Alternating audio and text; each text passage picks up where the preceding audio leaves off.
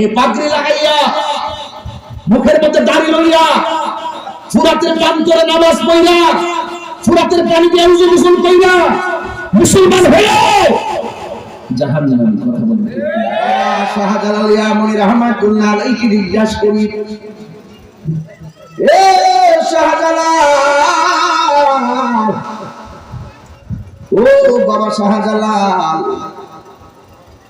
আপনার সমসাময়িক অনেক মানুষ দুনিয়া থেকে চলে গেছে, কিন্তু তাদেরকে কেউ মনে রাখে নাই।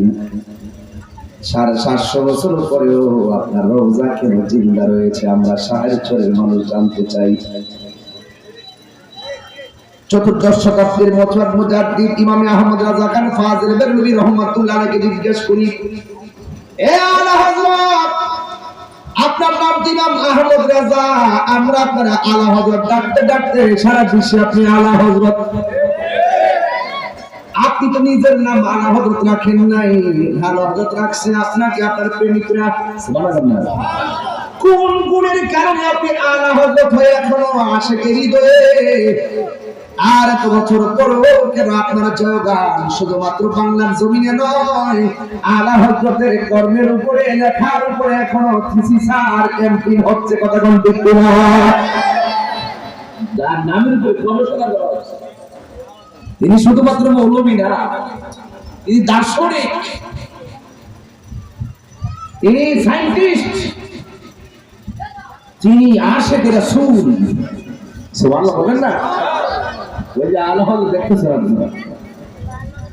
এখন ইমাম আহমদ রাজা খান হুজ্জাতুল্লাহ ফিল আরদি ইমামুল মুসলিমিন হযরত আলা হযরতকে জিজ্ঞাসা করি, হে আলা হযরত, আপনি চলে যাওয়ার পরও সবাই কেন আপনার নামের জিকির করে? কারণটা কি? ও শাহজালাল, আপনি চলে যাওয়ার পরেও সবাই কেন আপনার নামের জিকির করে? কারণটা কি?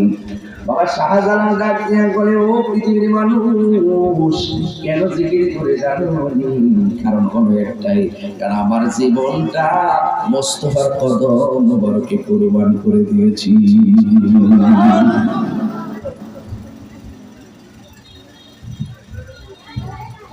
একটা রিকশাওয়ালাও আল্লাহর ওলি হতে পারবে, একটা সিএনজি দিয়া একটা সিএনজি চালায় ওলি হতে পারবে, কোদাল দিয়া মাটি কাটে ওলি হতে পারবে। এটা পাগড়ি লাগাইছে দিকে মনে করেন যে ওলি আল্লাহ করছে না। এই পাগড়ি লাগাইয়া মুখের মধ্যে দাড়ি লইয়া ফুরাতের প্রান্তরে নামাজ পড়িয়া ফুরাতের পানি দিয়ে উযু গোসল কইরা মুসলমান হয়ে জাহান্নামে কথা বলবে। কে মুসলমান? এজিদি মুসলমান। এজিদিদের সাথে আমাদের কোনো সম্পর্ক আছে? বলছিল ইয়া হুসাইন, আসেন আসেন। ইয়া হুসাইন ইয়া হুসাইন শুনলে পাগল হয়ে যায়েন না, ডাল মে কুছ কালা হ্যায়। ইয়া আলী ইয়া আলী, মৌলা আলী মৌলা আলী, ফাক্কালে শুনলে পাগল হয়ে যায়েন না, ডাল মে কুছ কালা হ্যায়। এইভাবে হুসাইনকে দায়িত্ব নিয়ে বলছিল, ইয়া হুসাইন আপনি আসেন, আপনি যদি না আসেন আমরা কি আপনার কাছে মুরিদ হয়ে মারা যায়, আপনার বিরুদ্ধে আল্লাহর দরবারে আমরা আপিল করব, আমরা অভিযোগ করব। এইভাবে চিঠি লিখে ইমাম হুসাইন রে ভালোবাসার ছুর দিয়া ওই কুফা নগরীতে নিয়া তাদের জন্য পানি বন্ধ কইরা গলার মতো ছুরি চালাইয়া শহীদ করে দিয়েছে।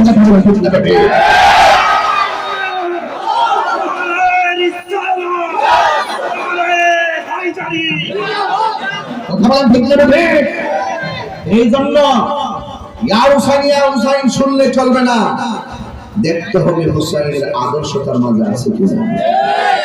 আর ইমাম হুসাইনের পক্ষে ইমাম হুসাইন তিনি বলছেন, এ আমার সহপাঠীরা, একটা রাত্রে সময় দিলাম, তোমরা চলে যাও। রাতের বেলা সময় দিয়া তিনি ঘুমাইছেন, সকালে উঠে দেখে কেউ যায় না। তখন জিজ্ঞাসা করলো যে আমার জন্য প্রতিনিধিত্ব করতে ইমাম মুসলিম চলে গেল, আমার জন্য প্রতিনিধিত্ব করতে সেই ইমাম মুসলিমের দুই পোলা মুহাম্মদ ইব্রাহিম চলে গেল, আমি চাচ্ছিলাম তোমাদেরকে বাঁচার সুযোগ দেওয়ার জন্য, তোমরা কি কেউ গেল না, সবাই দিয়ে এখানে বসে রইলা। তারা উত্তর দিয়েছিল, ইয়া হুসাইন আপনি কেমনে ভাবলেন নবীর আওলাদ রে মরুভূমিতে ফালাইয়া আমরা চলে যাব। সুবহানাল্লাহ।